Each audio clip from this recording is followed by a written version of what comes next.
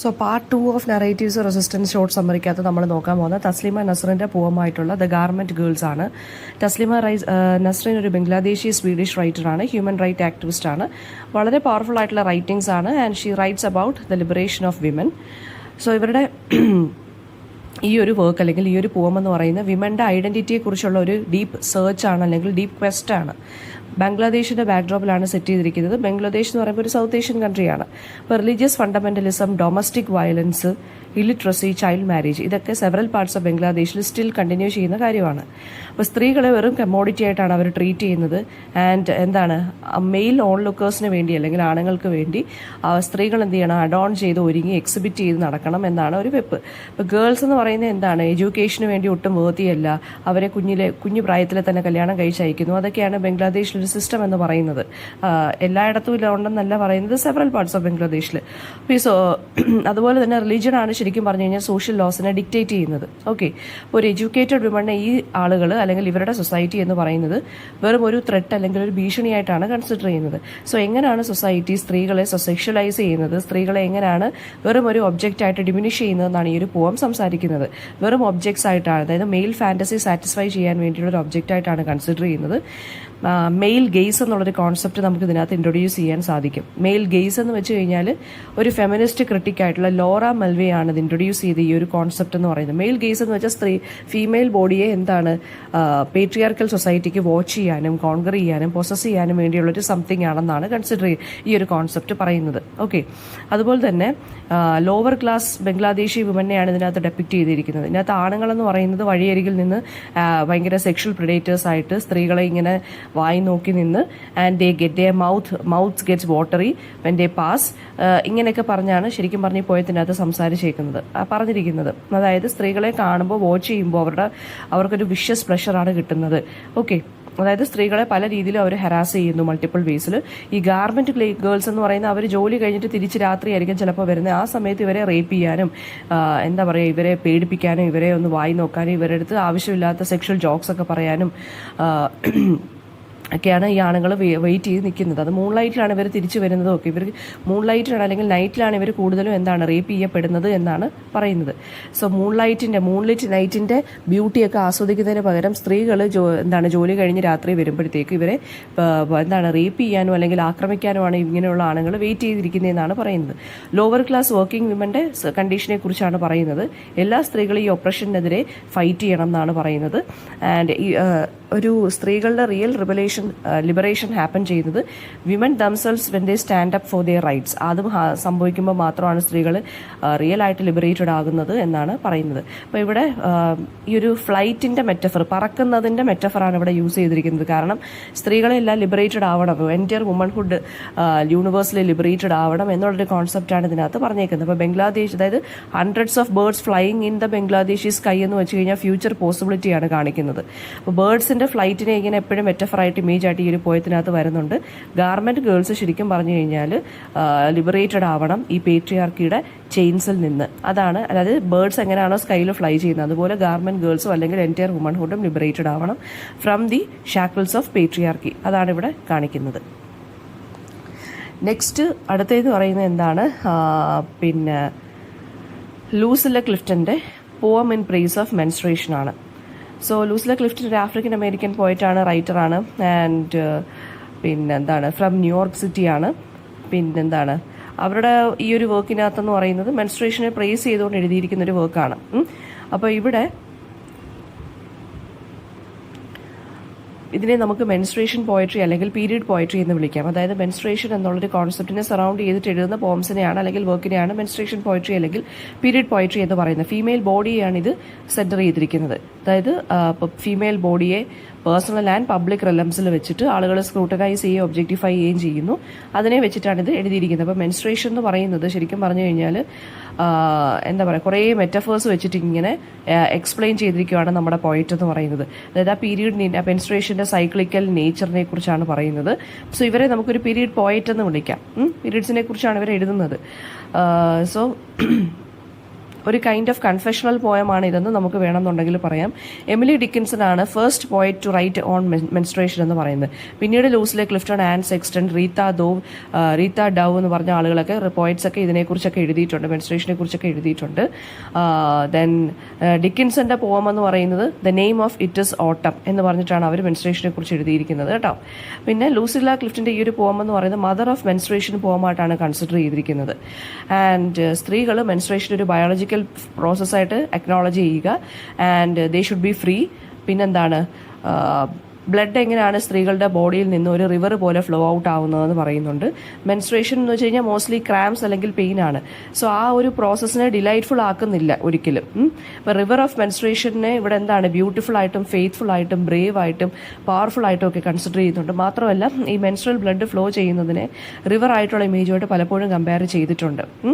അപ്പോൾ ഈ ഒരു ഫ്ലോ എന്ന് പറയുന്നത് it is stronger than it is actually compared to a wild water എന്നാണ് പറയുന്നത്. ഓക്കെ, ആൻഡ് എന്താണ്, വളരെ ബ്രേവ് ആയിട്ടും ഫെയ്ത്ത്ഫുൾ ആയിട്ടും അല്ലെങ്കിൽ ബ്യൂട്ടിഫുൾ ആയിട്ടുള്ള ആളുകളുടെ ബോഡിയിൽ നിന്നാണ് ഇത് ഫ്ലോ ആവുന്നതെന്നാണ് പറയുന്നത്. അപ്പോൾ ആ ഒരു ഫെമിനൈൻ ഇമേജ് ആണ് ഇതിനകത്ത് കൊണ്ടുവരുന്നത്.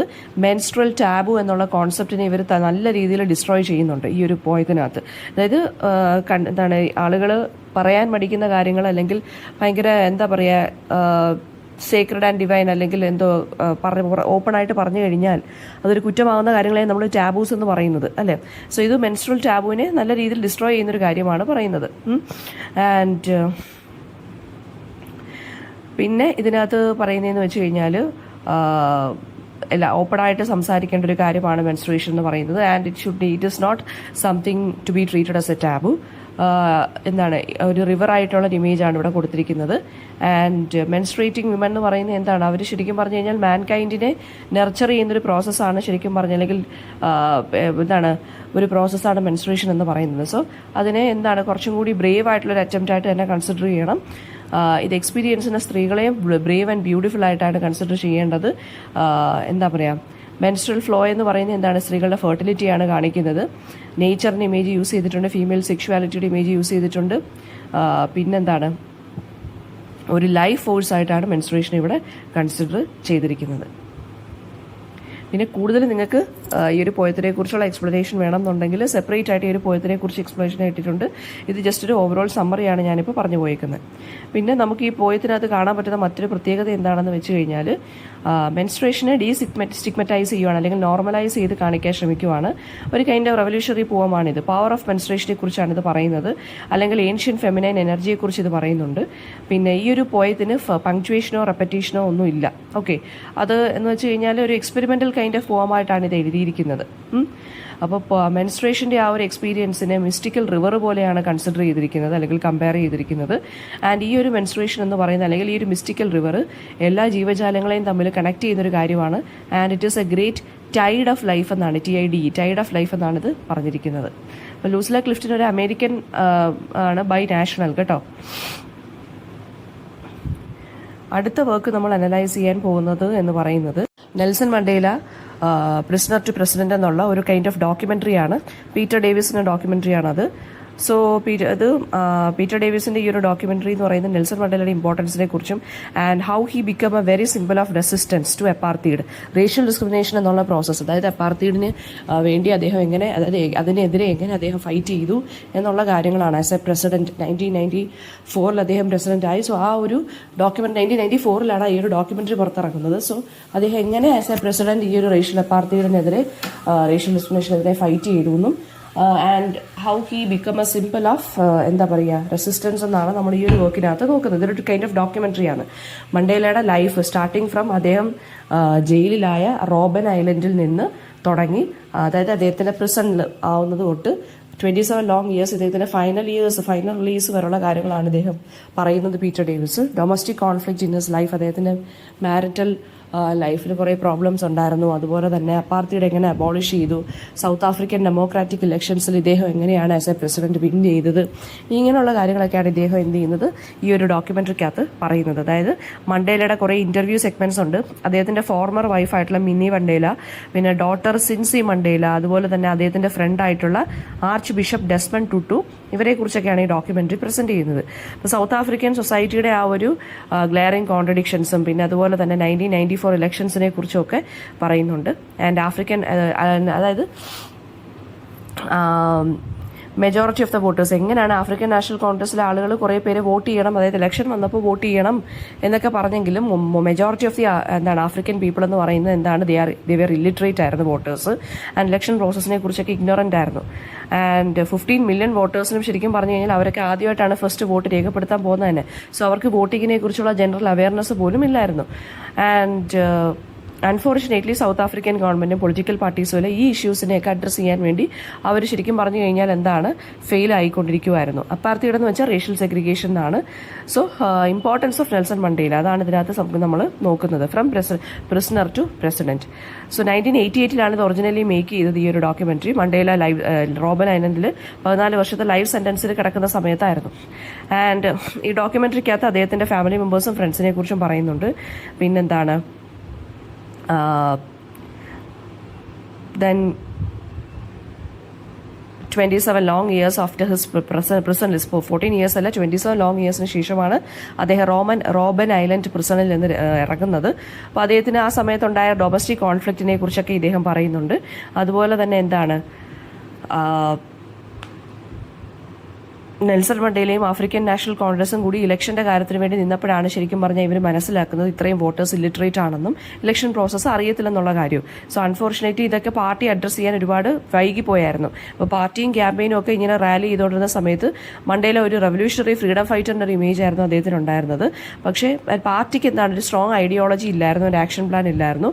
അപ്പോൾ റേസിസത്തിന്റെ വൂൺസ് ഒക്കെ അവിടെ ഇവിടെ ഉണ്ടായിരുന്നു, ഡെസ്പൈറ്റ് ദി അബോളിഷൻ ഓഫ് അപ്പാർത്തൈഡ്. അപ്പോൾ മണ്ടേലയും ആഫ്രിക്കൻ നാഷണൽ കോൺഗ്രസ്, അതായത് ANC കൂടി ഒരുപാട് സെവറൽ പാർട്ടീസ് ഒക്കെ ഇങ്ങനെ വെച്ചിട്ട്, അതായത് organised and held several parties, and ഈ ആളുകളുടെ എല്ലാ പ്രശ്നങ്ങളൊക്കെ പരിഹരിക്കാനും ബിസിനസ് ക്ലാസിന്റെയൊക്കെ സപ്പോർട്ടിന് വേണ്ടിയും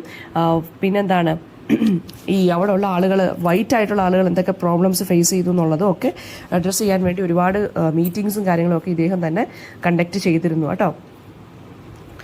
ആൻഡ് പിന്നെ പീറ്റർ ഡേവിസ് ഇദ്ദേഹത്തിന്റെ തന്നെ റിയൽ ലൈഫ് ഫൂട്ടേജസ് ഒക്കെ ഇതിനകത്ത് കാണിക്കുന്നുണ്ട്. മണ്ടേലയുടെ പാസ്റ്റിനെ കുറിച്ച് പറയുന്നുണ്ട്. ആൻഡ് ഡിഫറെന്റ് പോയിന്റ് ഓഫ് വ്യൂയിലൂടെ ഡിഫറെന്റ് ക്യാരക്ടേഴ്സിലൂടെ ഒക്കെ ഇദ്ദേഹത്തിനെ കുറിച്ച് അറിയാൻ ശ്രമിക്കുന്നുണ്ട് ഈ ഒരു ഡോക്യുമെന്ററിക്കകത്ത്. ആൻഡ് റോബൻ ഐലൻഡ് പ്രിസണിൽ വെച്ച് ഇദ്ദേഹത്തിനെ വളരെ ഹാർഷായിട്ട് ട്രീറ്റ് ചെയ്തു authorities. Jail warden racial abuse ഒക്കെ ബ്ലാക്ക് പ്രിസണേഴ്സിനെതിരെ നടത്തിയെന്നുള്ളതും, ആൻഡ് ഈ ബ്ലാക്ക് പ്രിസണേഴ്സിന് പുവർലി ഫെഡ് ആണെന്നും അവർക്ക് പ്രോപ്പർ ക്ലോത്തിങ്ങും ഷൂസും ഒന്നും വിന്റർ സീസണിൽ കൊടുത്തിട്ടില്ല എന്നുള്ള കാര്യങ്ങളൊക്കെ ഇതിനകത്ത് പറയുന്നുണ്ട്. ആൻഡ് ഓൾസോ ഹെവി ടോർച്ചർ ആയിരുന്നു ഇവർക്ക് ഉണ്ടായിരുന്നതെന്നും, ആൻഡ് കുട്ടികളുടെ ഭാഗത്ത് നിന്ന്, അതായത് ഫാമിലി വിസിറ്റ് ചെയ്യുമ്പോൾ കുട്ടികളെ ഒന്ന് ബാൻ ചെയ്തിരുന്നു. ഇവരൊക്കെ പൊളിറ്റിക്കൽ പ്രിസണേഴ്സ് ആയതുകൊണ്ട് അപ്പോൾ ഫാമിലീസിനൊന്നും കാണാനേ പറ്റുന്നില്ലായിരുന്നു. ആൻഡ് മണ്ടേലയുടെ മകള് സിൻസി മണ്ടേല പറയുന്നുണ്ട്, വളരെ ട്രൊമാറ്റിക് ആയിട്ടൊരു ഫേസ് ആയിരുന്നു ഹോൾ മണ്ടേല ഫാമിലിക്ക് ഇദ്ദേഹം അറസ്റ്റിലായ സമയത്തൊക്കെ. 3 decades മണ്ടേല 3 decadesന് ശേഷമാണ് മണ്ടേല റിലീസ് ചെയ്തത് 1990. അപ്പോൾ അത് ഹിസ്റ്ററി ഓഫ് സൗത്ത് ആഫ്രിക്കയിലെ തന്നെ ഒരു വാട്ടർഷെഡ് മൊമെന്റ് ആയിരുന്നു എന്ന് പറയുന്നുണ്ട്.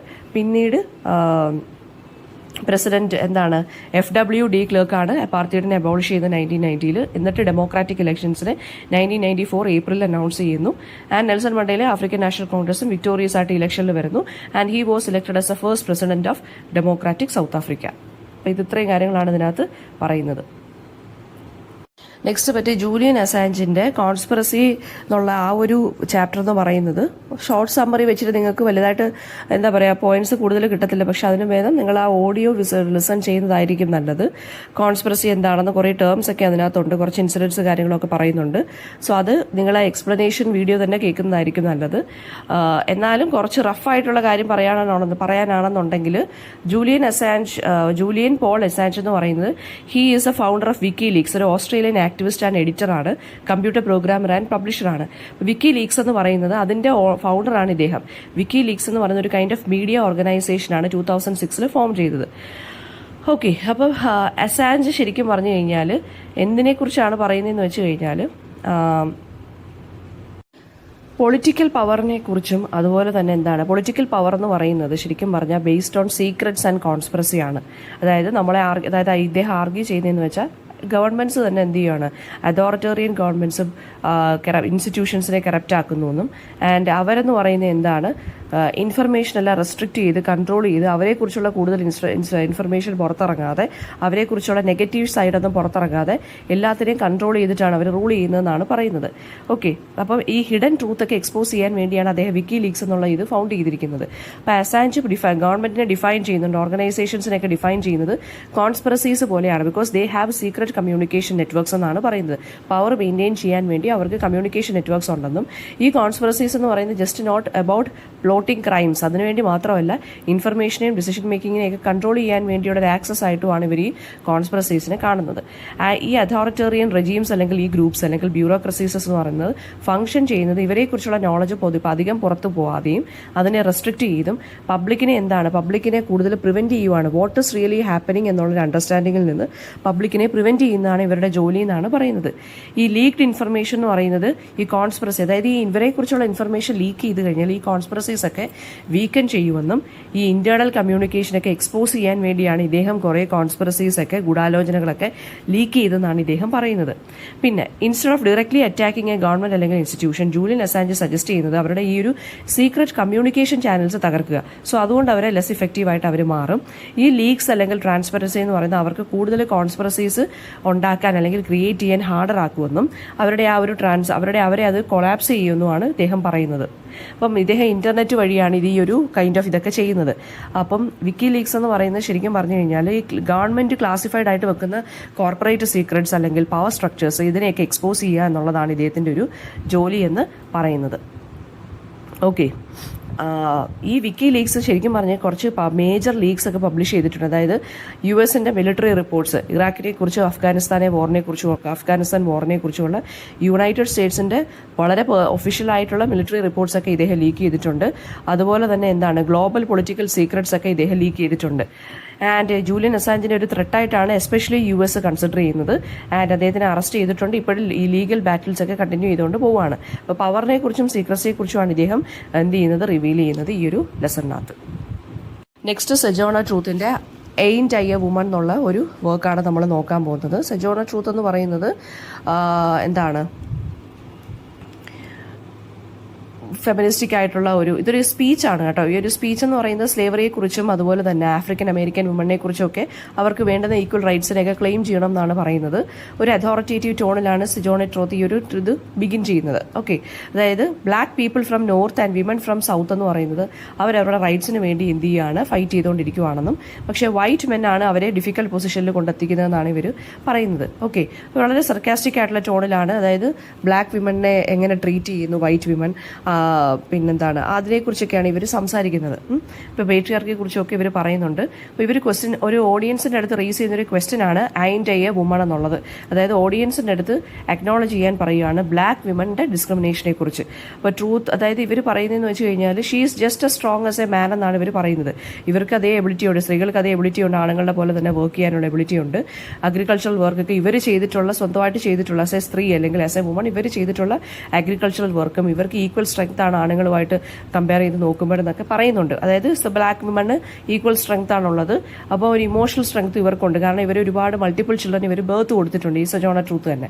സോ ആൻഡ് അതുപോലെ തന്നെ ഇവർ ആ കുട്ടികളെ തന്നെ അവരെ വിൽക്കേണ്ടി വന്നൊരു അവസ്ഥയും കൂടെ അവർ ആ ഒരു സ്ട്രെങ്ത്തും ആ ഒരു ഒരു പെയിനിന്റെ സ്ട്രെങ്ത്തും അവർക്കുണ്ടെന്നാണ് പറയുന്നത്.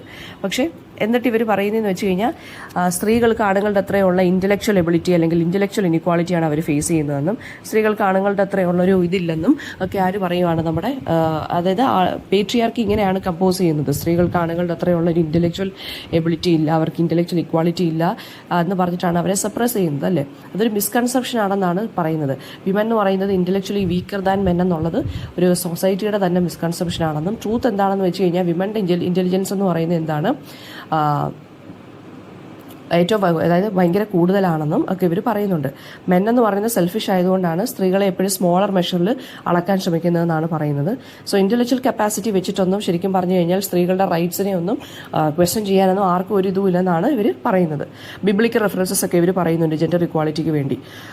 ആൻഡ് ഓൾസോ എന്താണ് ക്രൈസ്റ്റ് ഒരു മാൻ ആണെന്ന് പറഞ്ഞ് സ്ത്രീ എന്താണ് വിമൺ ഒരു ഈക്വാളിറ്റി ഇല്ലെന്നും ഒക്കെ അവർ സംസാരിക്കുന്നുണ്ട്. ആൻഡ് ഓൾസോ ഷി ആസ് ദ ഓഡിയൻസ് വെയർ ക്രൈസ്റ്റ് എവിടെ നിന്നാണ് വന്നതെന്നൊക്കെ ഇവർ ഓപ്പൺ ആയിട്ട് ക്വസ്റ്റ്യൻ ചെയ്യുന്നുണ്ട്. He was born of God and a woman. Okay, അപ്പോൾ ഒരു മാൻ ഇതിനകത്ത് ഇൻവോൾവ് ആയിട്ടില്ലായിരുന്നു. And also she refers to the story of ഈവിൻ്റെ സ്റ്റോറിയും പറയുന്നുണ്ട്, ആദമിൻ്റെ ഈവിൻ്റെ സ്റ്റോറിയും പറയുന്നുണ്ട്. ആൻഡ് ഒരു സ്ത്രീയാണ് ഒരു അതായത് വേൾഡിലെ എല്ലാ ട്രബിളിലും കാരണമെങ്കിൽ she should be given a chance to put things right എന്നാണ് ഇവർ സംസാരിക്കുന്നത്. ആൻഡ് എല്ലാ സ്ത്രീകൾക്കും എന്താണ് റൈറ്റ് അതായത് ജോലി ചെയ്യാനും അവരെ എന്താണ് ഈക്വലായിട്ട് പ്രസൻറ്റ് ചെയ്യാനും ഉള്ള ഒരു ചാൻസ് അല്ലെങ്കിൽ ഒരു സ്പേസ് കൊടുക്കണം എന്ന് പറഞ്ഞിട്ടാണ് ഈ ഒരു പോം ഇതിനകത്ത് എൻഡ് ചെയ്യുന്നത്. സോ ഈ ഒരു സ്പീച്ച് ഇവർ 1851 വിമൻസ് റൈറ്റ്സ് കൺവെൻഷനിലാണ് ഇവർ ഒഹൈയോ എന്നുള്ള സ്ഥലത്താണ് ഈ ഒരു സ്പീച്ച് ഡെലിവറി ചെയ്തിരിക്കുന്നത്. സ്ലേവറിയെക്കുറിച്ചും ആഫ്രിക്കൻ അമേരിക്കൻ വിമന്റെ ഈക്വൽ റൈറ്റ്സിന് വേണ്ടിയാണ് ഇത് പറഞ്ഞിരിക്കുന്നത്. 2 വേർഷനാണ് ഇവർക്ക് ഈ ഒരു സ്പീച്ചിനുള്ളത്. ഒരെണ്ണം ന്യൂസ് പേപ്പറിൽ പബ്ലിഷ് ചെയ്തു. ആൻഡ് അനദർ വൺ എന്ന് പറയുന്നത് ആൻറ്റി സ്ലേവറി ബ്യൂഗിൾ എന്ന് പറഞ്ഞൊരു മാഗസീനകത്ത് ഇത് പബ്ലിഷ് ചെയ്തു. അങ്ങനെ 2 വേർഷനാണ് ഇതിന് ഉള്ളത്. ഓക്കെ.